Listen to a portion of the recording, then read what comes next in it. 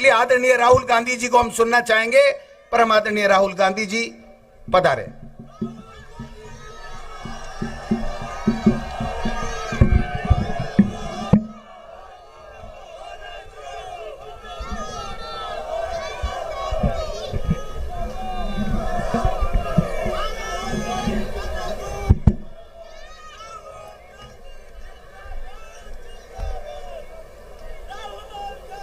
Stage पे Congress party के सब वरिष्ठ नेता, हमारे प्यारे कार्यकर्ता, भाइयों और बहनों, राजस्थान के युवाओं, किसानों, मजदूरों, प्रेस के हमारे मित्रों, आप सबका यहाँ बहुत बहुत स्वागत। रात के समय आप यहाँ हमारी बात सुनने आए, इसके लिए मैं आप सबका दिल से धन्यवाद करता हूं।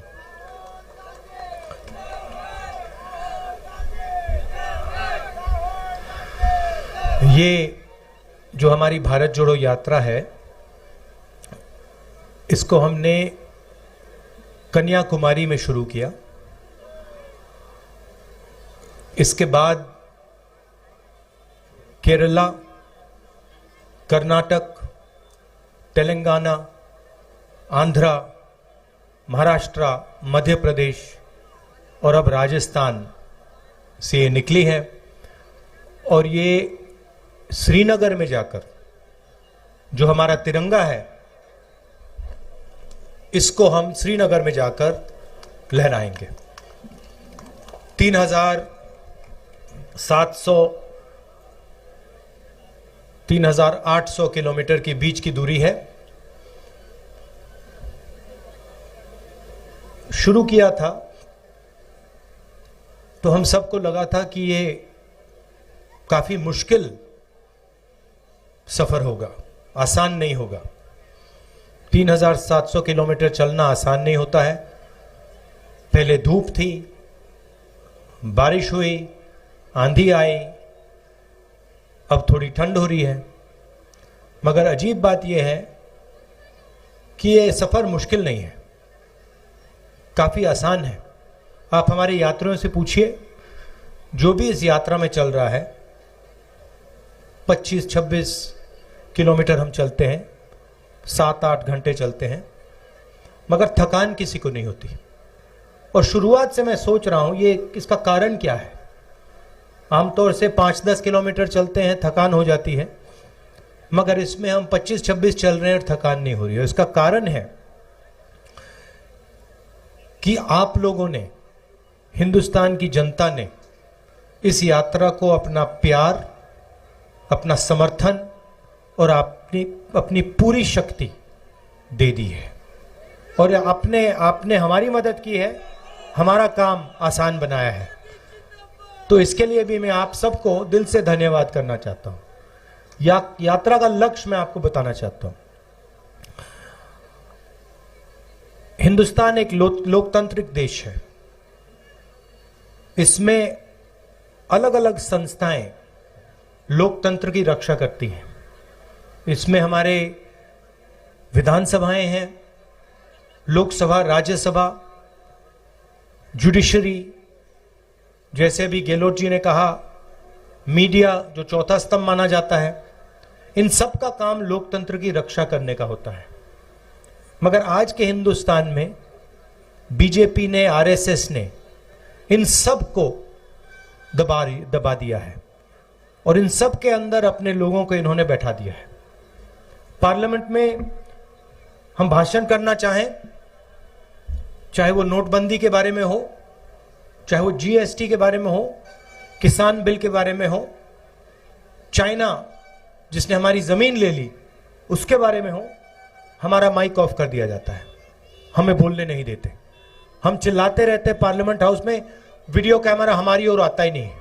स्पीकर राजस्थान के हैं, लोकसभा टीवी को उनका चेहरा बहुत अच्छा लगता है, 24 घंटा उनका चेहरा दिखाते रहते हैं। और जो हम कहते हैं वो कोई सुन नहीं पाता है। इसलिए हमने सोचा कि हमारे लिए एक ही रास्ता है, इन सड़कों पे चलकर, आपसे बातचीत कर कर, आपको जो हिंदुस्तान की सच्चाई है वो बताना।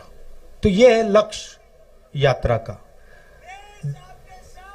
अभी गहलोत जी ने एक बात बोली और मैं उनसे सहमत हूं, मगर मैं उसमें एक चीज जोड़ना चाहता हूं। गहलोत जी ने कहा कि जो हमारे मीडिया हैं वो अपना काम नहीं कर रहे हैं, जो चौथा स्तंभ का काम होता है, जिम्मेदारी होती है, उसको पूरा नहीं कर रहे। वो सही बोल रहे हैं, मगर यहां जो हमारे मीडिया के मित्र आए हैं, और मैं यहां कहना चाहता हूं क्योंकि जो लोग भीड़ में हैं, आपको गलतफहमी नहीं होनी चाहिए, ये इनकी गलती नहीं है। ये अपना काम करने की कोशिश करते हैं, ये रिपोर्टिंग करने की कोशिश करते हैं, मगर इनके जो मालिक हैं इन्होंने इनके पीछे एक लगाम सी बांध रखी है, तो ये अपना काम पूरा नहीं कर सकते हैं। तो गलती इनकी नहीं है, जरूर ये थोड़ा और कर सकते हैं और करना चाहिए, मगर इनका कंट्रोलर, इनका रिमोट कंट्रोल, जैसे टीवी का रिमोट कंट्रोल होता है, वो इनके, देखिए मुस्कुरा रहे हैं, वो इनके हाथ में नहीं है, वो इनके जो मालिक हैं उनके हाथ में है। और सरकार में जो आपका दिल्ली में राज करते हैं उनके हाथ में है। तो ये मैं अशोक गहलोत जी की बात को थोड़ा बढ़ावा देना चाहता था। हिंदुस्तान के सामने 2-3 बड़े मुद्दे हैं। सबसे बड़ा मुद्दा बेरोजगारी का और महंगाई का। जो रोजगार देने का सिस्टम है, वो जो स्मॉल और मीडियम बिजनेस चलाते हैं, जो छोटे व्यापारी होते हैं, वो लोग देते हैं रोजगार। जो अरबपति होते हैं, 3-4 अरबपति हैं हिंदुस्तान में, वो रोजगार नहीं देते। और जब नरेंद्र मोदी जी ने नोटबंदी की और जीएसटी, गलत जीएसटी लागू की, तो जो छोटे व्यापारी हैं, जो स्मॉल और मीडियम बिजनेस चलाते हैं, जो देश को रोजगार देते हैं, उनकी रीढ़ की हड्डी टूट गई। और सच्चाई आज ये है कि देश अगर चाहे भी अपने युवाओं को रोजगार नहीं दे सकता। तो सबसे बड़ा मुद्दा देश के सामने यह है। दूसरा मुद्दा महंगाई है। इंटरनेशनल मार्केट पे पेट्रोल और डीजल के दाम ऊपर जाएं या नीचे जाएं, हिंदुस्तान में पेट्रोल और डीजल के दाम ऊपर ही जाते हैं। चाहे कुछ भी हो जाए, इंटरनेशनल मार्केट में तेल के दाम गिर जाएं, मगर उसका फायदा हिंदुस्तान के गरीब लोगों को नहीं मिलता। फायदा 3-4 बड़े उद्योगपतियों को मिलता है। आपको याद होगा यूपीए के समय पेट्रोल के दाम 60 रुपए के थे। याद है आपको? याद है? ठीक है, 60 रुपए के थे। आज क्या है? आज 107 रुपए। तो आपको यह सवाल पूछना है कि ये जो पैसा है जो आपके जेब में से निकल रहा है, ये कहां जा रहा है? ये किसकी जेब में जा रहा है? ये देखिए भैया, देखिए आपको ये सब व्यापारियों के जेब में नहीं जा रहा, क्योंकि जीएसटी नोटबंदी ने व्यापारियों के जेब में से पैसा निकाला। ये चुने हुए 2-3, 5 लगा लो, ये 4-5 उद्योगपति हैं हिंदुस्तान में। इनको सब एयरपोर्ट मिलते हैं, रेलवेज इनको मिलेगी, प्राइवेट ये BHEL, HL, ये सब जो सरकारी कंपनियां हैं एक एक करके इनको मिलेंगी। इंफ्रास्ट्रक्चर का काम ये करते हैं, अनाज का स्टोरेज का काम ये करते हैं, बिजली का पावर जनरेशन का काम ये करते हैं। तो सारा का सारा फायदा इन्हीं 4-5 लोगों को जाता है। आजकल प्रधानमंत्री जी सेना की बात करते हैं। जो भी कॉन्ट्रैक्ट्स, हथियार के कॉन्ट्रैक्ट्स हैं, वो सारे के सारे इन्हीं 4-5 लोगों को जाते हैं। तो पूरा का पूरा फायदा 4-5 लोगों को हो रहा है। वो लाखों करोड़ रुपए कर्जा ले सकते हैं, उनका 1 सेकंड में कर्जा माफ हो जाता है। और अगर हमारा किसान 50,000 रुपए का कर्जा माफ करना चाहे, 1 लाख रुपए का कर्जा माफ करना चाहे, तो ये लोग उसका कर्जा नहीं माफ कर सकते।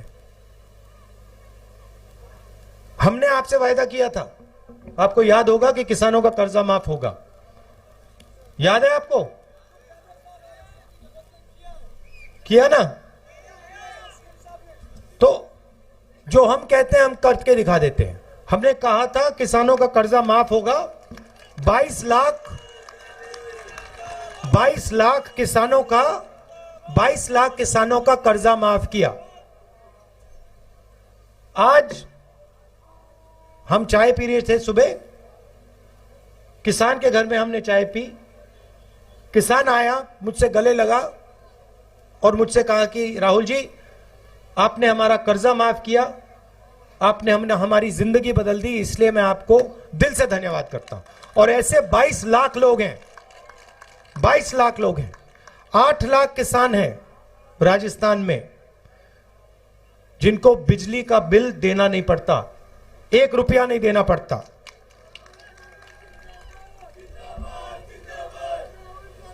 और चिरंजीवी योजना के बारे में तो आप जानते हो 28 लाख बेनिफिशियरीज को 10 लाख रुपए का बीमा, कोई भी बिल्कुल फ्री, कोई भी ऑपरेशन करवाना हो, दिल का ऑपरेशन करवाना हो, कैंसर का इलाज करवाना हो, ट्रांसप्लांट करवाना हो, राजस्थान में आपको फ्री में करवाते हैं हम लोग। और पहले गांव में मनरेगा होती थी। राजस्थान पहला स्टेट है जहां पे अब शहरों में हम मनरेगा जैसी योजना लाए हैं।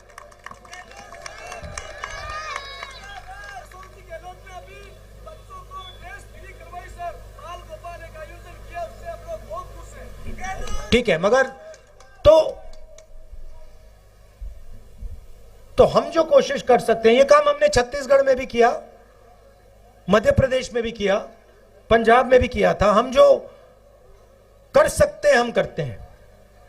मगर दुख की बात है कि जो दिल्ली की सरकार है वो गरीबों पर, छोटे व्यापारियों पर, किसानों पर, मजदूरों पर 24 घंटा आक्रमण करती है। मैं आपको एक और उदाहरण देता हूं, आपके स्टेट का उदाहरण देता हूं। यहां पे आपका सिंचाई का प्रोजेक्ट था, 13 डिस्ट्रिक्ट्स में पानी देने का, ERC सॉरी, ठीक है, ईस्टर्न राजस्थान कैनाल प्रोजेक्ट, जिससे 13 डिस्ट्रिक्ट्स को सिंचाई का और पीने का पानी मिलता। स्टेट की सरकार ने 9,500 करोड़ रुपए इस प्रोजेक्ट के लिए अलग रखे। अब प्रधानमंत्री ने वायदा किया था कि इसी प्रोजेक्ट को वो नेशनल प्रोजेक्ट बनाएंगे। कितनी बार किया था वायदा? 2 बार। अपने भाषणों में हिंदुस्तान के प्रधानमंत्री ने राजस्थान के 13 डिस्ट्रिक्ट्स को वायदा किया था कि ये जो सिंचाई का प्रोजेक्ट है इसको हम नेशनल प्रोजेक्ट बनाएंगे और जल्दी से जल्दी इसको हम पूरा करेंगे। उन्होंने उसको कैंसिल कर दिया और अब जब राजस्थान की सरकार अपने पैसे से प्रोजेक्ट को बनाना चाह रही है तो हमारी सरकार को प्रोजेक्ट बनाने से रोक रहे हैं। तो यह है हालत। और नफरत और हिंसा के बारे में तो आप हर रोज देखते हो। देश को बांटने का काम करते हैं, भाई को भाई से लड़ाने का काम करते हैं, नफरत फैलाते हैं। तो ये 3 लक्ष्य हैं यात्रा के। नफरत और हिंसा के खिलाफ खड़ा होना, बेरोजगारी, महंगाई के खिलाफ खड़ा होना, और जो हमारे गरीब लोग हैं, किसान हैं, मजदूर हैं, छोटे दुकानदार हैं, बेरोजगार युवा हैं, उनकी बात सुनना और समझना। देखिए अभी मैंने 10 मिनट भाषण दिया है, गहलोत जी ने 5-7 मिनट बोला, सचिन ने 5-7 मिनट बोला। सुबह 6 बजे से हम पैदल चल रहे हैं, घंटों चले हैं हम बोलते नहीं हैं,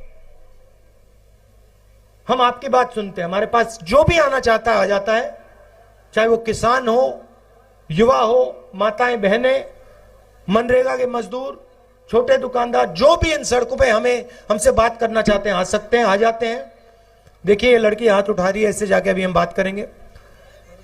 जो भी बात करना चाहता है आता है, हम प्यार से उनकी बात सुनते हैं, 7-8 घंटे सुनते हैं और फिर अंत में अपनी बात 15 मिनट के लिए रखते हैं। आपने इतना समर्थन दिया, इतना प्यार दिया,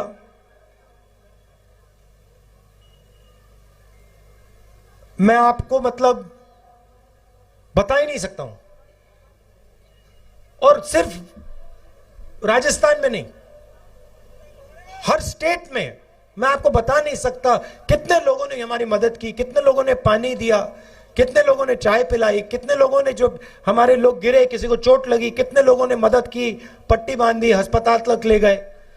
तो पूरे हिंदुस्तान ने इस यात्रा की मदद की है, प्यार दिया है। तो इसके लिए मैं आपको दिल से धन्यवाद करना चाहता हूं और आपका एक बार फिर, रात के समय आप आए, एक बार फिर आपको इसके लिए भी धन्यवाद करना चाहता हूं। नमस्कार, जय हिंद।